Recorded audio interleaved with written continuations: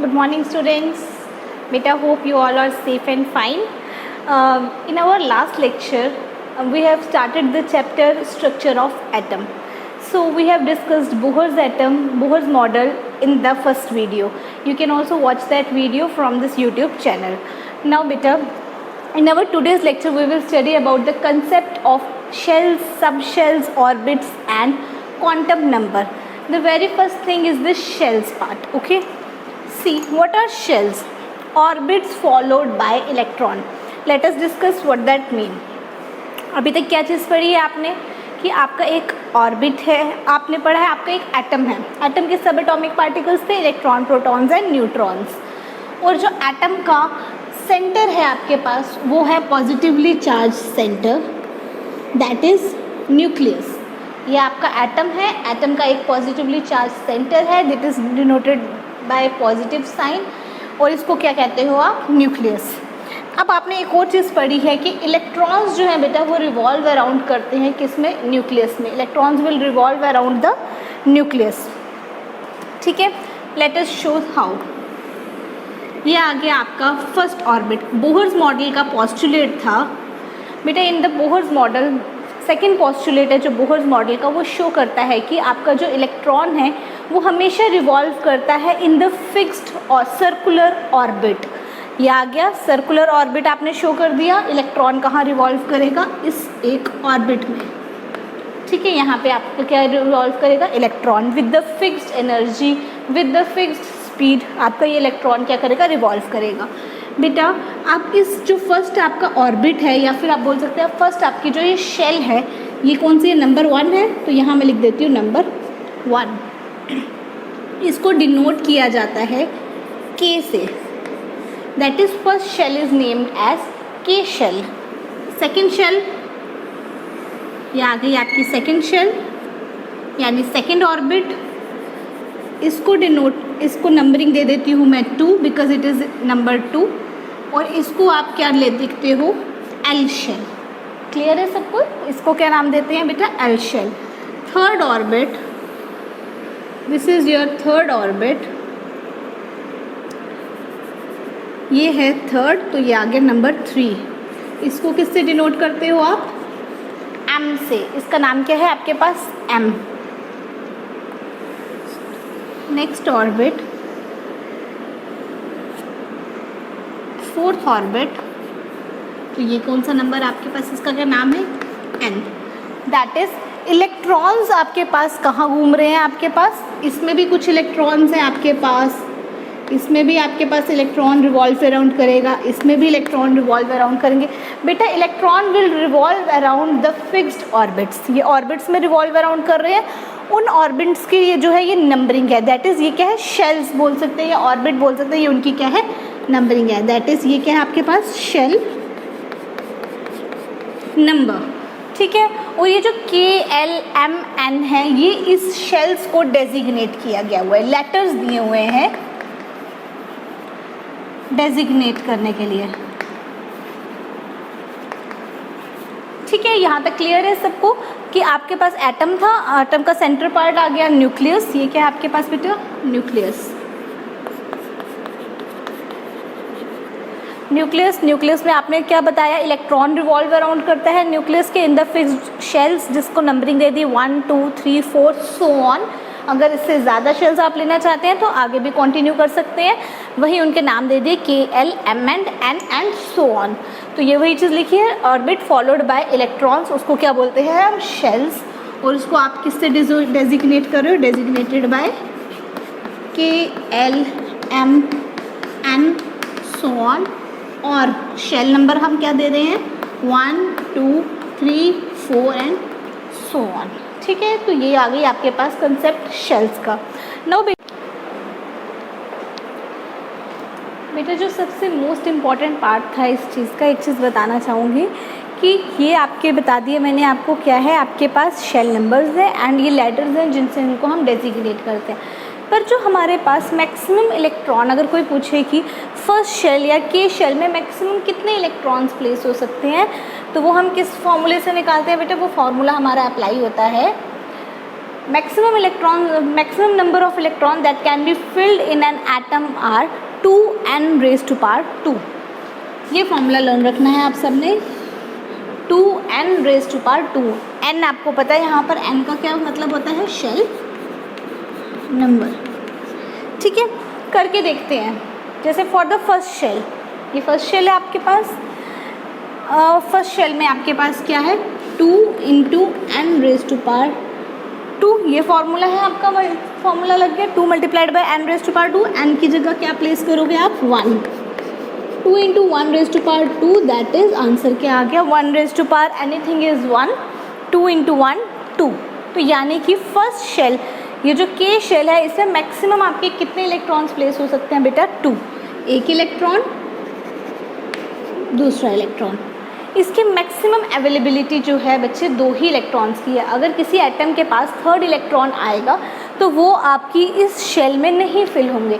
इस शेल में 2 electron fill होंगे, नेक्स्ट जो थर्ड इलेक्ट्रॉन बचेगा वो नेक्स्ट शेल में चला जाएगा. एक एग्जाम्पल से बताती हूँ, आपको क्लियर करती हूँ. कोविड प्रोटोकॉल्स हैं अभी आपके पास चल रहे हैं. अब एक क्लासरूम है, अगर मुझे ऑर्डर मिलेगा कि मुझे इस क्लासरूम में सिर्फ और सिर्फ 10 बेंचेस है, एक बेंच पे एक ही बच्चा आएगा. इस क्लासरूम में कितने बेंचेस है बेटा, 10 बेंचेस है. और एक आपका प्रोटोकॉल क्या कहता है, आपने किस तरह बैठाना है, आपका रूल क्या है. रूल आपको बोलता है कि एक बेंच पे एक ही स्टूडेंट बैठेगा. तो मैं क्या करूँगी, अगर मेरी क्लास में लेट इट बी 7 स्टूडेंट्स हैं, तो मैं एक एक बच्चे को एक एक बेंच में बिठा दूँगी, कोई प्रॉब्लम नहीं आएगी मुझे इजीली वहाँ, क्योंकि मेरा जो प्रोटोकॉल है वो मैं फॉलो कर रही हूँ. जो मेरा एक रूल था वो मैंने फॉलो किया. अगर मेरे 9 स्टूडेंट्स होते तो भी मैं बिठा देती. अगर मेरे 10 स्टूडेंट्स होते तो भी मैं एक एक डेस्क पे एक एक बच्चे को बिठा के इजीली मेरी क्लास सेटअप हो जाती. बट अगर मेरे पास 11 स्टूडेंट्स की कैपेसिटी होती तो मैंने उसको कैसे फिल करना था. 10 स्टूडेंट्स को तो मैंने एक एक बेंच पे बिठा देना था, 11th को मैंने दूसरी क्लास में भेज देना था. जो 11th नंबर का स्टूडेंट था उसको दूसरी सेक्शन में भेज देना था कि अगर वहाँ बेंच खाली है आप वहाँ जाइए. ठीक है, तो सेम इसका केस है बेटा. अब रूल के अकॉर्डिंग इसमें सिर्फ 2 ही इलेक्ट्रॉन्स आ सकते हैं. हमने फॉर्मूले से डिराइव किया कि फर्स्ट शेल में कितने इलेक्ट्रॉन्स आ सकते हैं, 2. तो 2 से कम अगर इलेक्ट्रॉन हो वो तो इजीली रहेगा, लेकिन 2 से ज़्यादा जब इलेक्ट्रॉन्स हो जाएंगे, 2 को हम यहीं फिल करेंगे, थर्ड 1 को हम सपोज आगे दे देंगे. अच्छा, मैं इसको एग्जाम्पल से क्लियर कर देती हूँ. अब आपके पास हाइड्रोजन है, आप क्या देखते हैं बेटा, आपके पास हाइड्रोजन एटम है. इन केस ऑफ हाइड्रोजन एटम कितने इलेक्ट्रॉन्स हैं, इसके पास 1 इलेक्ट्रॉन है. 1 इलेक्ट्रॉन यानी कि, और अब आपने 1 इलेक्ट्रॉन को फिल करना है.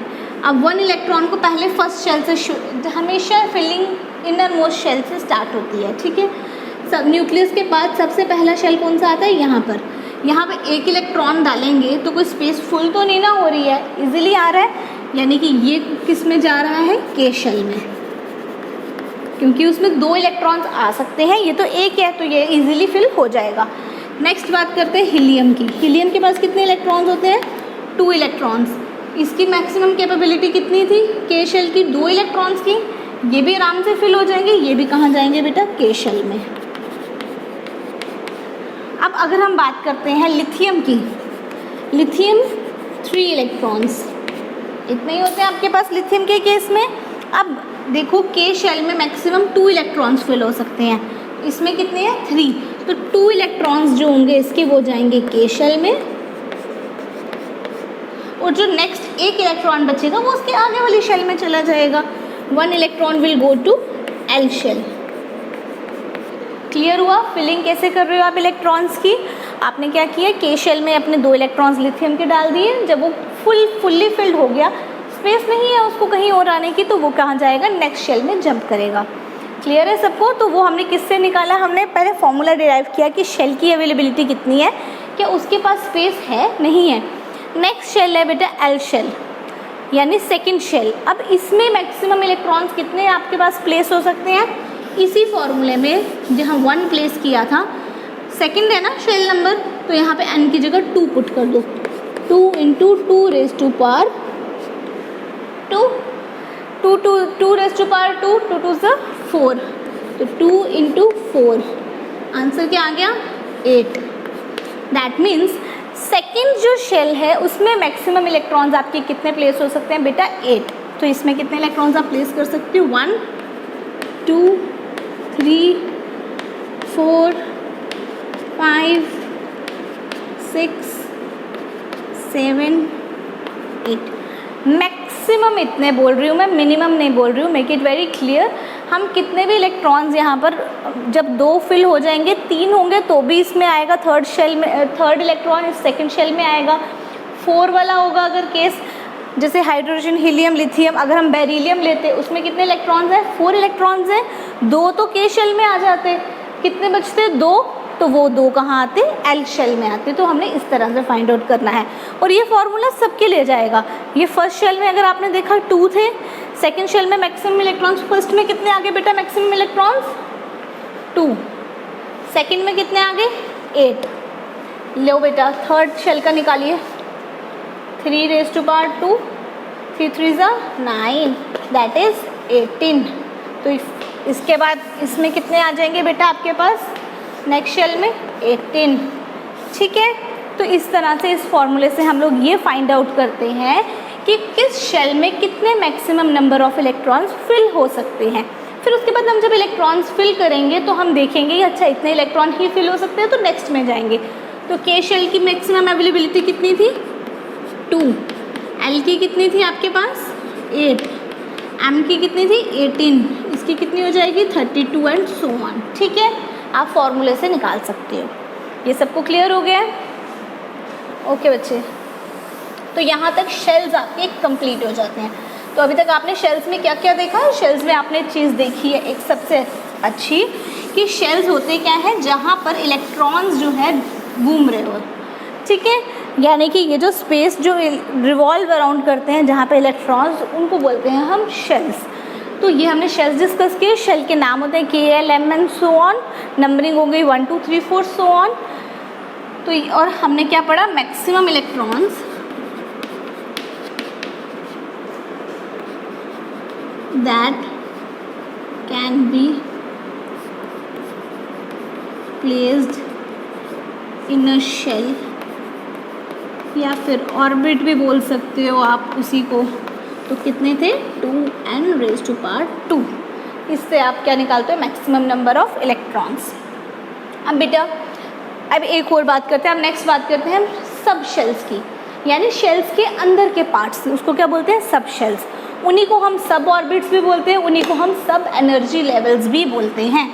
सब ऑर्बिट्स या फिर सब एनर्जी लेवल्स भी बोलते हैं। क्यों बोलेंगे? क्योंकि ये ऑर्बिट है तो ये इसी का इंटरनल पार्ट सब ऑर्बिट। ठीक है, अब हमारे पास इसको करने का तरीका क्या है बच्चे?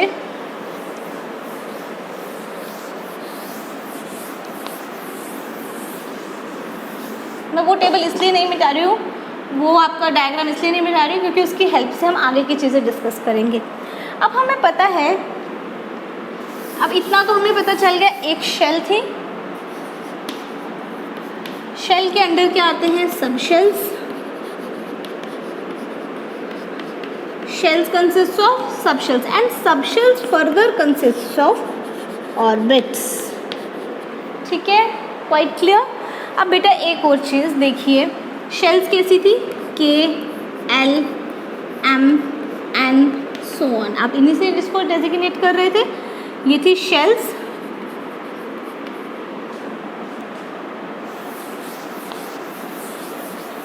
और सबशेल्स क्या थे आपके? सबशेल्स को किससे डिनोट करते हो आप? एस पी डी एफ, इनसे आप क्या करते हो? डिनोट सबशेल्स को। और ये जो आपके पास इन सबशेल्स के आगे फर्दर ऑर्बिट्स होते हैं, उनको आप कैसे लिखते हो बच्चे? नाम है बेटा, ये हो गए आपके पास शेल्स। इन शेल्स के अंदर आपके पास वेरियस सबशेल्स होती है, और भी अंदर और भी कुछ लेवल्स होती हैं जिनको डिनोट करते हो एस पी डी एफ से। अब जितने आपका शेल का आपका पास नंबर है बेटा, उतने ही आपके पास ऑर्बिटल्स प्रेजेंट होते हैं।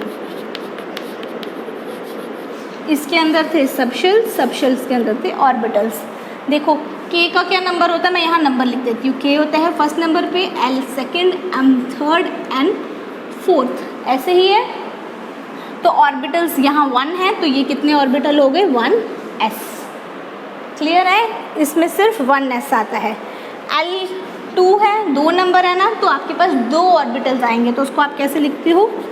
1s, सॉरी 2 है ना, तो 2s और 2p, तो आप इसको कैसे लिखोगे? 2s 2p। ये 3 है तो इसमें 3 आएंगे और डेजिग्नेशन 3 से शुरू होगी, 3s 3p 3d, last d तक जाता है। नेक्स्ट है 4, दैट मीन्स इसमें हमारे पास 4 ऑर्बिटल्स आएंगे बेटा और f तक जाएंगे, तो ये क्या है? 4s 4d 4p 4f। ठीक है, तो आपके पास ये आ गया, आपका एक करंट टेबल आ गया आपके पास।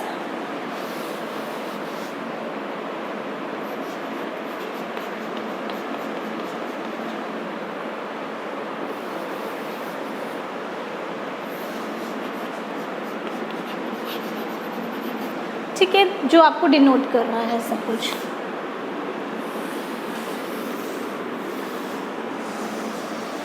ये आपका टेबल आ गया, इस टेबल का आप स्क्रीनशॉट ले सकते हैं। ये शेल्स, ये सब शेल्स और ये सब शेल्स के अंदर उनके orbitals, K shell, L shell, M shell, N shell, so on. इसको डिनोट करते हो s p d f so on. और इसको कैसे करते हो? ये 1 है तो यहाँ 1 वाले ही आएगा आपके पास, यहाँ 2 है तो 2 से ही आप लिखेंगे, 3 है तो 3 यूज़ करेंगे, 4 है तो 4 यूज़ करेंगे, एंड ये 1 है तो ये एक ही है, ये 2 है तो ये 2 हैं, ये 3 है तो ये 3 है, ये 4 है तो ये 4 है। ये इसके अकॉर्डिंग आपको इजी हो जाएगा लर्न करना। शुरू कहाँ से होगा? एस से, एस पी डी एफ ऐसे ही चलेगा। इसके अंदर 1 था तो 1s, इसके अंदर 2 थे तो s और p, इसके अंदर 3 थे s p d, 4 थे तो s p, sorry 4s 4p 4d and 4f। ठीक है, तो ये क्लियर हो गया आपके पास शेल्स क्या है और सब शेल्स क्या है। इतना क्लियर हो गया सबको, तो इस चीज़ का स्क्रीनशॉट ले सकते हो। ये डायग्रामेटिकली आपके पास एक क्लियर ऑब्जर्वेशंस है आपके पास कि क्या चीज़ें क्या हैं। वहाँ पे आपके पास शेल्स को रेफ़र कर रहे हैं, यहाँ ओवरऑल शेल्स, सब शेल्स एंड ऑर्बिटल्स को। अभी मैं प्रिंसिपल को आपके पास क्वांटम नंबर्स का जब आपको केस करवाऊंगी, वहाँ पे आपको क्लियर होगा कि ये नाम कहाँ से आ रहे हैं, एस पी डी एफ। तो ये अभी आप इसका एक स्क्रीनशॉट ले लीजिए।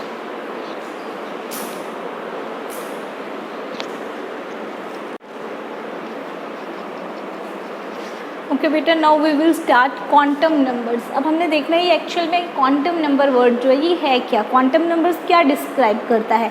हमने शेल्स पढ़े, हमने सब शेल्स पढ़े, वो सब कहाँ से आए हैं? वो हमें क्वांटम नंबर से मिलते हैं। ठीक है, तो क्वांटम नंबर हमें क्या देता है? ओवरऑल फुल इंफॉर्मेशन किसी भी इलेक्ट्रॉन की, एक एटम की किसी इलेक्ट्रॉन की इंफॉर्मेशन। तो क्या है ये? सेट ऑफ 4 नंबर्स है। कौन कौन से? एक प्रिंसिपल क्वांटम नंबर, इसके अंदर 4 टाइप्स हैं। प्रिंसिपल क्वांटम नंबर, एजीमुथल या हम एंगुलर क्वांटम नंबर भी बोलते हैं, और सब्सिडियरी क्वांटम नंबर भी बोलते हैं उसको, magnetic quantum number and spin quantum number. ये 4 टाइप के नंबर्स हैं। तो ये क्या है? Set of 4 numbers. कितना नंबर्स का? 4 नंबर्स का सेट है जो हमें फुल इंफॉर्मेशन देता है किसी भी इलेक्ट्रॉन की, किसी भी एटम के अंदर। एटम के अंदर जो इलेक्ट्रॉन है उनकी फुल इंफॉर्मेशन कहाँ से मिलती है? हमें इन क्वांटम नंबर्स से मिलती है। ये चारों क्वांटम नंबर्स, उसकी फुल डिटेल्ड इन्फॉर्मेशन, ये इसमें कितनी एनर्जी है, उसके एनर्जी लेवल्स कैसे हैं, ये सारी इन्फॉर्मेशन कहाँ से मिल रही है? हमें क्वांटम नंबर्स से।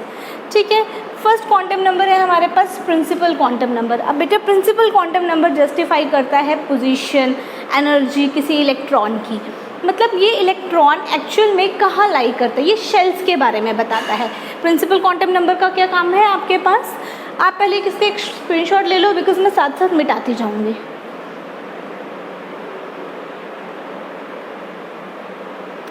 ठीक है, ले लिया सबने स्क्रीनशॉट। अब बेटा ये देखिए, जो प्रिंसिपल यूज टू, इसका मतलब है इसका कहाँ रोल क्या यहाँ पे है। प्रिंसिपल क्वांटम नंबर आपको बताता है पोजीशन या फिर एनर्जी बोल सकते हैं हम, इलेक्ट्रॉन की कितनी है, वो कहाँ लाई कर रहा है, किस शेल में लाई कर रहा है। तो क्या बेसिकली वो क्या इंडिकेट करता है? शेल के बारे में बताता है कि किस शेल में आपके पास इलेक्ट्रॉन लाई करेगा। ठीक है, वैसे ही बेटा जो एजीमुथल क्वांटम नंबर होता है या हम बोल सकते हैं एंगुलर क्वांटम नंबर, अच्छा, प्रिंसिपल क्वांटम नंबर को हम n से डिनोट करते हैं, वही हम एजीमुथल या फिर एंगुलर क्वांटम नंबर को l से डिनोट करते हैं। आप करते आए हैं एंगुलर मोमेंटम l, तो उसको हम इस कहाँ किससे डिनोट करेंगे, l से। इसको हम सब्सिडियरी क्वांटम नंबर में बोलते हैं। ये बेटा डिस्क्राइब करता है फर्दर ऑर्बिटल्स के बारे में या उनके सब शेल्स के बारे में डिस्क्राइब करना शुरू करता है कि एक्चुअल में शेल्स के बारे में कंसेप्ट आ गया यहाँ पे कि कहाँ पे वो लाई कर रहा है, इलेक्ट्रॉन किस शेल पे लाई कर रहा है। यहाँ पता चलेगा हमें कि वो जो जिस शेल पे लाई कर रहा है उसकी क्या सब शेल्स हैं, क्या है, उसके बारे में फुल इन्फॉर्मेशन कहाँ से मिलेगी, डिटेल डिस्क्रिप्शन कहाँ से मिलेगी, ये डिस्क्राइब करेगा उस ऑर्बिटल के बारे में और उनकी सब शेल्स के बारे में डिस्क्राइब करेगा कौन, azimuthal quantum number. Magnetic quantum number बेटा बताता है प्रेफर्ड ओरिएंटेशंस, कि एक आपका इलेक्ट्रॉन है वो कितनी ओरिएंटेशंस लेगा, कितनी बार घूमेगा एक पर्टिकुलर किसी ऑर्बिट पे, एक ऑर्बिट में अदर ऑर्बिट्स में कितनी ओरिएंटेशंस लेगा, वो कहाँ से पता चलता है हमें, मैग्नेटिक क्वांटम नंबर में। जब हम एक मैग्नेटिक फील्ड अप्लाई कर देते हैं आपके इलेक्ट्रॉन के आगे पीछे, तो आप एटम में, तो आपके इलेक्ट्रॉन रिवॉल्व करना शुरू हो जाते हैं ऑर्बिट में, तो वो कैसी ओरिएंटेशंस होंगी, कितनी ओरिएंटेशंस होंगी, वो कहाँ से पता चलेगा हमें, मैग्नेटिक क्वांटम नंबर से। तो मैग्नेटिक क्वांटम नंबर क्या डिस्क्राइब करता है, it determines the preferred orientations, ठीक है, orientations of orbitals in space, कि कितनी ओरिएंटेशंस वो लेगा ऑर्बिटल स्पेस में। लास्ट आता है बेटा आपके पास स्पिन क्वांटम नंबर। अब इसके नाम से डिस्क्राइब हो रहा है कि कुछ स्पिन का चक्कर है, ठीक है। तो ये क्या बताता है बच्चे, आपका एक इलेक्ट्रॉन है, अब वो इलेक्ट्रॉन जब रोटेट करता है ना तो उसकी स्पिन चेंज हो जाती है, एक बार वो अपवर्ड जाएगा, दूसरी बार वो डाउनवर्ड आएगा। एक अपवर्ड स्पिन है तो दूसरी कैसी स्पिन है, डाउनवर्ड स्पिन है। तो वो क्या बताता है, ये अकाउंट करता है बेटा स्पिन ऑफ इलेक्ट्रॉन्स, कि इलेक्ट्रॉन की स्पिन कैसी है, क्या वो आपके पास इस तरह के मोशन में है या इसके रिवर्स मोशन में है। तो ये दोनों मोशंस दिखाए हुए हैं, ये ऑर्बिटल है, इस ऑर्बिटल के में दो इलेक्ट्रॉन है वो मूव कर रहा है, इस साइड की रोटेशन भी हो सकती है, दूसरी साइड की रोटेशंस भी हो सकती हैं, ये दोनों रोटेशंस अपोजिट डायरेक्शंस में हैं, ठीक है। तो ये वो चीज़ एक्सप्लेन करेगा। नेक्स्ट बेटा, अब ये तो रहा कि ये कहाँ पे यूज़ होते हैं चारों क्वांटम नंबर्स। क्या बताया, प्रिंसिपल क्वांटम नंबर ने क्या बताया, शेल्स के बारे में बताया, इसने पोजीशन बताई इलेक्ट्रॉन की, इसने एनर्जी को डिस्क्राइब करना है। एजीमुथल क्वांटम नंबर का क्या काम होता है, ये एंगुलर मोमेंटम फाइंड आउट करने में हेल्प करता है। मैग्नेटिक क्वांटम नंबर क्या बताता है कि कितनी ओरिएंटेशंस ले रहा है एक इलेक्ट्रॉन, प्रेफर्ड ओरिएंटेशंस के बारे में ये बताता है। स्पिन क्वांटम नंबर ने क्या बतानी है कि इलेक्ट्रॉन की स्पिन कैसी है, either it is upward spin और it is downward spin, okay. तो यहाँ से पता चल गया ये। नाउ ये तो हो गई, हमने बात की जस्ट कि क्या क्या चीज़ें कर रहे हैं, अब इनको निकालने में इनकी नाम क्या है, इनकी वैल्यूज़ क्या है। सेकंड पॉइंट आता है हमारे पास, फर्स्ट पॉइंट था यूज टू, सेकंड पॉइंट आ गया हमारे पास वैल्यूज़, ठीक है। अब प्रिंसिपल क्वांटम नंबर की वैल्यूज़ को जो हमारे पास इंडिकेट करता है, मैंने अभी आपको बताया पोजीशन, जब हमने पढ़ते हैं हम देखते हैं एटम है, एटम में हमारे पास वेरियस ऑर्बिटल्स हैं, उन्हीं ऑर्बिटल्स पे इलेक्ट्रॉन रिवॉल्व कर रहा है। उन ऑर्बिटल्स या फिर हम बोल सकते हैं उन शेल्स के कुछ नंबर्स भी थे, first shell, second shell, third shell, fourth shell, उनको हम डिनोट करते थे शेल नंबर को n से। ये रहा बेटा, n की वैल्यूज़ कहाँ कौन कौन से हो सकती है, 1 2 3 सो ऑन टू इन्फिनिटी, मतलब आपका first shell, second shell, third shell, fourth shell and so on, बहुत से शेल्स, ठीक है। अगर आपका n 1 है, अगर आपका n मतलब आपका शेल नंबर फर्स्ट है, तो उसका नाम क्या होता है बच्चे, के शेल। ये कहाँ से मिला था हमें, प्रिंसिपल क्वांटम नंबर से, जो हमने अभी मतलब हमने लास्ट बताया किसमें, जो शेल्स सब शेल्स के कंसेप्ट्स बताए थे उसमें नाम बताए थे, कहाँ से मिले थे, प्रिंसिपल क्वांटम नंबर से। प्रिंसिपल क्वांटम नंबर ने बोला जब फर्स्ट शेल होगी उसका नाम क्या होगा, के, सेकेंड शेल का नाम क्या है, एल, थर्ड का क्या है, एम, फोर्थ का एन, फिफ्थ का ओ, एन, सो ऑन चलते जाएगा, ठीक है। तो ये बताता है प्रिंसिपल क्वांटम नंबर्स, इनके नेम की शेल जो है, अगर इलेक्ट्रॉन आपका फर्स्ट शेल में रिवॉल्व कर रहा है तो आप क्या कहोगे, इट लाइज इन द के शेल। अगर आपका सेकंड वाली शेल में रिवॉल्व करेगा आपके पास इलेक्ट्रॉन, तो आप बोलोगे ये एल शेल में लाई कर रहा है, ठीक है। तो यहाँ से आपको नाम पता चल गए शेल्स के। यहाँ से आपको क्या पता चला, ये वैल्यूज़ आ गई, इसकी वैल्यूज़ कैसी चेंज होती है, n equals to 1 2 3 so on to infinity. Examples में मैंने बता दिया इनके नाम, कि 1 का नाम k, 2 का नाम l, 3 का नाम m, 4 का नाम n एंड सो ऑन। ठीक है। सिमिलरली बेटा एजीमुथल की वैल्यूज़ जो होती है ना वो चेंज होती है बेटा ज़ीरो से, ये चीज़ें याद रखना। एजीमुथल क्वांटम नंबर की जो वैल्यू है वो 0 से 0 1 2 3 सो ऑन टू n-1 तक ही जाती है, n तक नहीं जा रही, n-1 तक इसकी वैल्यूज़ लाई करती है। ठीक है, तो इसके एग्जांपल्स देखो, अगर वो 1 है, ये कहाँ से शुरू हो रहा है, 0 से, 0 1 2 3। अब ये क्या वैल्यूज है बेटा, for a particular value of n, for a particular value of n, l equals to 0। मतलब अगर हम, अब मैं ये मिटा देती हूँ थोड़ा,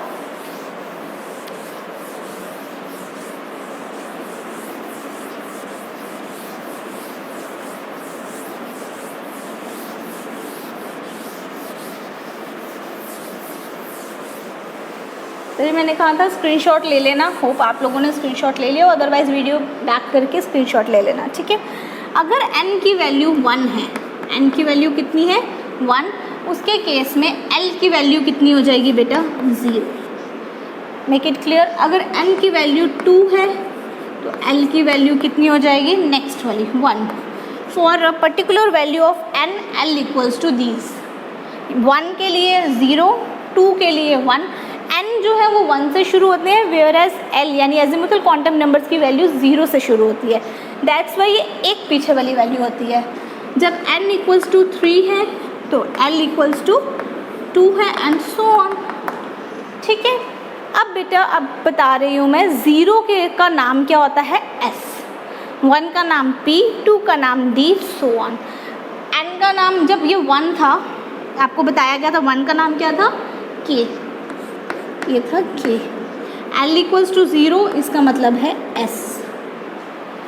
n इक्वल्स टू 2, ये था 2, 2 का नाम क्या था बेटा l। And l equals to 1, 1 का नाम क्या है p। Similarly n equals to 3, देखिए m, and l equals to 2 d। ठीक है, ये बन गया आपके पास एक, यहाँ से इतनी इन्फॉर्मेशन आपको मिल जाती है, कहाँ से, principal quantum number and azimuthal quantum number से, कि n की वैल्यू अगर 1 है तो l की वैल्यू 0 है, यानी शेल का नाम k है एंड सब शेल कौन सी है जिसमें ये इलेक्ट्रॉन लाई करेगा, दैट इज स्मॉल s।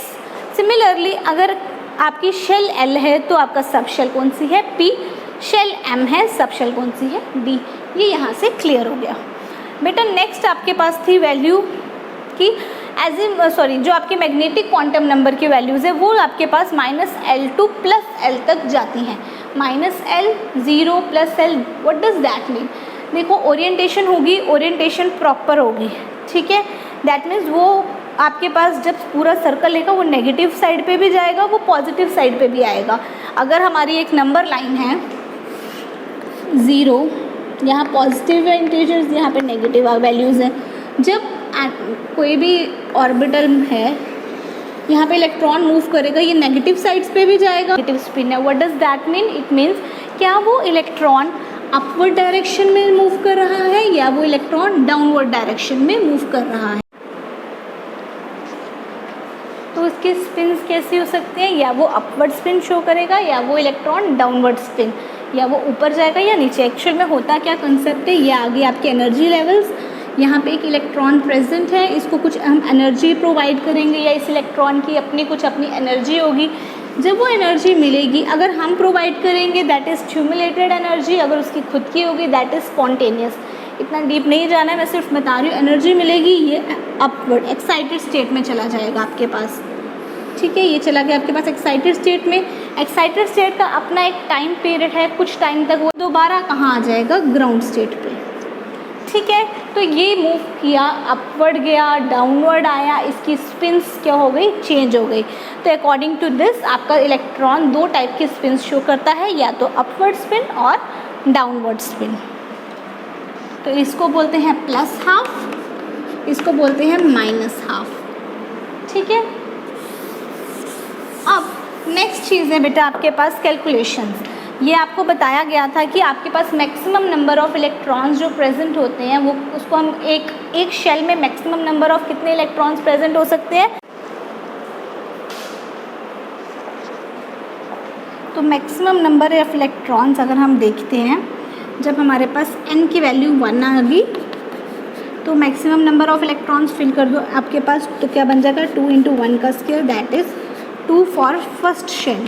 के शेल के लिए हमारे पास n की हमारे पास maximum number of electron in K shell कितने आ गए 2। Similarly in case of L shell जहाँ पे 2 × n की वैल्यू क्या पुट कर रहे हैं हम 2 का square which is equals to 8, तो मैक्सिमम नंबर ऑफ इलेक्ट्रॉन्स कितने आ गए 8। We have discussed all this points. तो इस तरह से हम इस फॉर्मूले को यूज़ करके हम फाइंड आउट कर सकते हैं कि एक किसी पर्टिकुलर शेल में मैक्सिमम नंबर ऑफ इलेक्ट्रॉन्स कितने प्रेजेंट होते हैं। ठीक है, अब जो नेक्स्ट हमें देखना है, ये तो यूज़ हो गया हमारा ये वाला फॉर्मूला। अब हमने देखना है एनर्जी का फॉर्मूला। बेटा एनर्जी के फॉर्मूले से आप फाइंड आउट करते हो कि फर्स्ट शेल जो आपका है यानी के शेल या second shell, L shell, third shell, M shell, so on, हर एक शेल की अपनी कितनी एनर्जी होती है, which you will find out from the formula -13.6 electron volt divided by n square for first shell that is K shell, जहाँ पे n की वैल्यू है 1, वहाँ पुट कर दो, क्या बन गया -13.6 इलेक्ट्रॉन वोल्ट्स डिवाइडेड बाय 1 का स्क्वायर। ये एनर्जी क्या आ गई आपके पास फर्स्ट शेल के लिए, तो कितनी हो गई आपके पास -13.6 इलेक्ट्रॉन वोल्ट्स। आपने कहाँ से फाइंड आउट किया, इस फॉर्मूले से।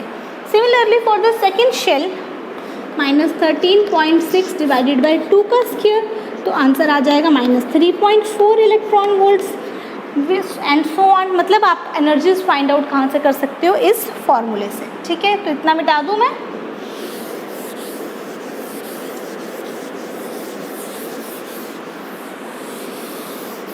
अगर बेटा आपने ऑर्बिटल एंगुलर मोमेंटम निकालना है तो उसके लिए क्या फॉर्मूला आता है आपके पास, h/2π√L+1। तो आपका ये फॉर्मूला वहाँ पे आपने अप्लाई करना है।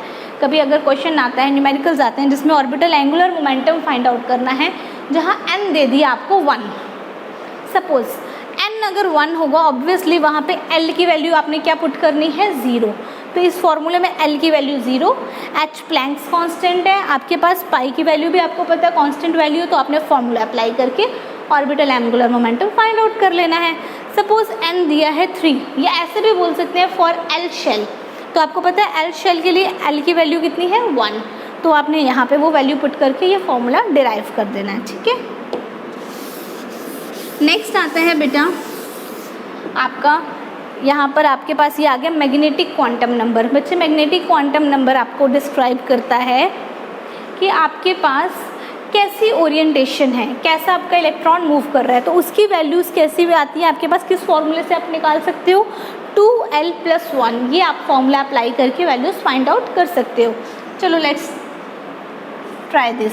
अगर आपका n की वैल्यू 1 है, l की वैल्यू 0 है, इन दैट केस m का क्या फॉर्मूला होता है 2l+1, तो l 0 यहाँ पे फिल कर दो, 2 × 0+1। बच्चे हमेशा लगाओ फॉर्मूला बोर्ड मास,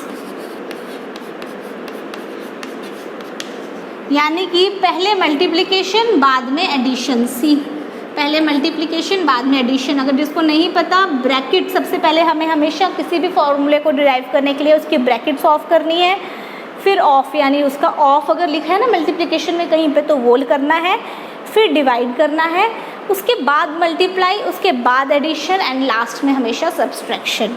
तो ये आपका पहले क्या आपने करना है, यहाँ पे मल्टीप्लाई को आपने हटाना है। तो मल्टीप्लाई को सॉल्व किया तो क्या बन गया 2 × 0 दैट इज़ 0, उसके बाद एडिशन करनी है 0+1 दैट इज़ 1, यानी कि जब आपकी n की वैल्यू 1 है, l की वैल्यू 0 है, m की वैल्यू कितनी है 1, दैट इज़ कि आपका ये सिर्फ एक ही बार आपका ऑर्बिट में इलेक्ट्रॉन घूमेगा in case of K shell. अब वहीं एल शेल की बात करो बेटा, in case of L shell आपके पास क्या है, आपके पास m की वैल्यू आ जाएगी 2 × l की वैल्यू 1 पुट कर दो, l+1, तो कितना आ गया 2+1 that is 3। It contains 3 values. Next आ जाता है जब n की वैल्यू 3 है, इसके केस में m कितना आ गया आपके पास 2 × यहाँ पे आ जाएगा 2 l की value +1 that is 4+1 that is 5 values होंगी in case of M shell. And last case में अगर एक और हम ले लेते हैं जहाँ पे एन आपका 4 है, दैट इज़ के एल एम, लास्ट कौन सा हो गया, एन, लास्ट नहीं है, इसके बाद भी चलेंगे बट मैं यहाँ तक ले रही हूँ। एल की वैल्यू क्या हो गई 3, that is f sub shell. In case of f sub shell m की वैल्यू क्या हो गई 2 × 3 + 1, that is 6 + 1 which is equals to 7। यहाँ पे कितनी वैल्यूज़ आ जाएंगी बेटा एम की, आपके पास 7 वैल्यूज़ आ जाएंगी in case of f sub shell. ठीक है, तो एफ सब शेल में कितनी वैल्यूज़ आ गई 7।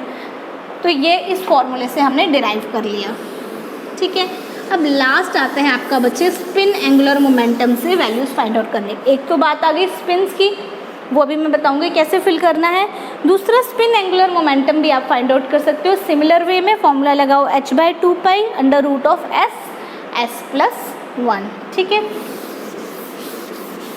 अब देखते हैं इसका क्या मतलब था 1 3 5 7। इसका मतलब है बेटा इसमें आपकी कितनी ओरिएंटेशन हो सकती है, एक ही बॉक्स बनेगा, मतलब एक ही बार आपका सर्कल घूमा, एक ही बार आपका इलेक्ट्रॉन रिवॉल्व अराउंड करेगा। एक ही बार किया तो उस एक बार में वो अपवर्ड भी आएगा डाउनवर्ड भी आएगा, यानी दोनों स्पिन्स कैरी कर सकता है। ठीक है, ये आ गया अपवर्ड स्पिन, ये आ गई डाउनवर्ड स्पिन। ठीक है, सिमिलरली इन दैट केस 3 का मतलब 3 बार, यानी 3 बॉक्सेस बनेंगे। ये लिखने का तरीका होता है बच्चे, इस तरह से हम लिखते हैं। इसकी वैल्यू कितनी है आपके पास, ये आपके पास जो L आता है ना, ये यहाँ से ये लिखते हैं, ये है 0, इसका नाम था S। ठीक है, और ये यहाँ पे 1 था तो ये लिखते हैं, ये क्या है 1S। सिमिलरली इसमें आपकी, एक मिनट बेटा, इसमें आपके पास कितनी वैल्यूज़ आ गई 3, इसमें आपके पास वैल्यूज़ 3 आ गई, 3 बॉक्सेस आ गए आपके पास। अब इसमें आपने फिल करना है, आपने 3 बार, तो आपने शो करनी है spins, upward spin, downward spin, upward spin, downward spin, upward spin, downward spin. It is not compulsory कि आपके सारा बॉक्सेस फुल्ली फिल्ड हो, बट आपको ये शो करने का क्राइटेरिया इस तरह से इलेक्ट्रॉन्स इसके अंदर फिल होते हैं। तो इसका नाम क्या आएंगे, ये देखो बेटा कितनी वैल्यूज़ आनी थी, आपने 3 फुल करने थे। अब इसके नाम किस तरह से होते हैं, क्योंकि आपको L बताया गया था, L कैसे वेरी करता है -L so on 0 so on +L। तो इसकी 3 वैल्यूज़ हैं, तो इसको कैसे लिखोगे, एक रहेगी 0, इस साइड जाओगे तो क्या होगा +1, और इस तरफ आओगे तो क्या होगा -1। तो ये इसकी तीनों वैल्यूज़ हैं। अब इसका नाम क्या था सब शेल का, P, तो आप ये क्या लिखोगे, ये क्या है P सब शेल। ठीक है, और इस ये जो होता है ये आपको नंबर डिनोट करता है, ये 2 था तो ये क्या आएगा 2P नाम है इस सब शेल का। सिमिलरली अब नेक्स्ट की बात करते हैं, जहाँ N की वैल्यू 3 है वहाँ L की वैल्यू 2 थी और M की वैल्यू क्या थी 5। M की वैल्यू 5 मतलब इसने कितनी ओरिएंटेशंस ली है, 5 ओरिएंटेशंस ली हैं। 5 ओरिएंटेशंस 5 बॉक्सेस। ठीक है, ये बन गए आपके 5 बॉक्सेस 1 2 3 4 5। अब इसमें आपने शो करना है कि आपकी वैल्यूज़ क्या आएंगी। सेंटर वाले को 0 हमेशा, अब इस साइड जाओगे तो +1, इस तरफ आओगे तो -1, जैसे नंबर लाइन चलती है। यहाँ हो गए तो +2, यहाँ आ गए तो -2। ये आ गई इसकी 5 वैल्यूज़, -2 -1 0 +1 एंड +2। तो इसका L से देखो बेटा सब शेल कौन सी थी D, तो ये आ गया D। N की वैल्यू क्या थी 3, तो ये क्या है 3D। नेक्स्ट है बच्चे आपके पास लास्ट, जिसमें आपके पास F सब शेल है। इसमें M की वैल्यूज़ कितनी आई हैं 7, यानी इसमें कितनी ओरिएंटेशंस ली इलेक्ट्रॉन ने 7। तो इसमें 7 बॉक्सेस 1 2 3 4 5 1 2 3 4 5 6 7। सेंटर वाले को नाम दे दो 0, +1 +2 +3 -1 -2 एंड -3। ये आ गए इनके बॉक्सेस के नेम्स, मतलब इनकी नंबरिंग इस तरह हो गई। अब इस सब शेल का नाम था F, तो ये आ गया ये F सब शेल, और इसमें 4 तो ये आ गया 4F। अब बेटा इससे ये चीज़ क्लियर होती है कि अगर हम S सब शेल की बात करते हैं उसमें मैक्सिमम कितने इलेक्ट्रॉन्स आ सकते हैं 2, मिनिमम 1 भी आ सकता था। अगर हाइड्रोजन होता तो सिर्फ एक ही इलेक्ट्रॉन था, एक ही फिल होता, लेकिन अगर मैक्सिमम कितने देखते हैं कि मैक्सिमम 1 एंड 2। तो इसमें इन केस ऑफ S में मैक्सिमम इलेक्ट्रॉन्स कितने आपके पास प्लेस हो सकते हैं? 2. इन केस ऑफ P 1 2 3 4 5 6, मतलब कितनी ओरिएंटेशन हो रही है? इसमें कितने आ गए आपके पास? 6. तो आपने लिखना है P में कितने आ गए maximum? 6. In case of D, ये है आपका D 1 2 3 4 5 6 7 8 9 एंड 10, इसमें कितने मैक्सिमम आ रहे हैं आपके पास? 10. वही अगर F की बात करते हैं 1 2 3 4 5 6 7 8 9 10 11 12 एंड 13 एंड 14, तो इसमें मैक्सिमम कितने आते हैं? 14. तो यहाँ से आपको ये चीज़ भी क्लियर होती है कि मैक्सिमम नंबर ऑफ इलेक्ट्रॉन्स, अगर सब शेल्स की बात की, शेल्स में तो हमने बताया था फर्स्ट शेल में 2, थर्ड सेकंड शेल में आपके पास 8, थर्ड में 18 फ्रॉम द फॉर्मूला 2n⁻², लेकिन सब शेल्स में मैक्सिमम कितने आ रहे हैं वो हमें यहाँ से क्लियर हो गया. S में कितने आए? 2, P में 6, D में 10, F में 14. ठीक है, इसका एक स्क्रीनशॉट ले लो, आज इतना ही रखते हैं.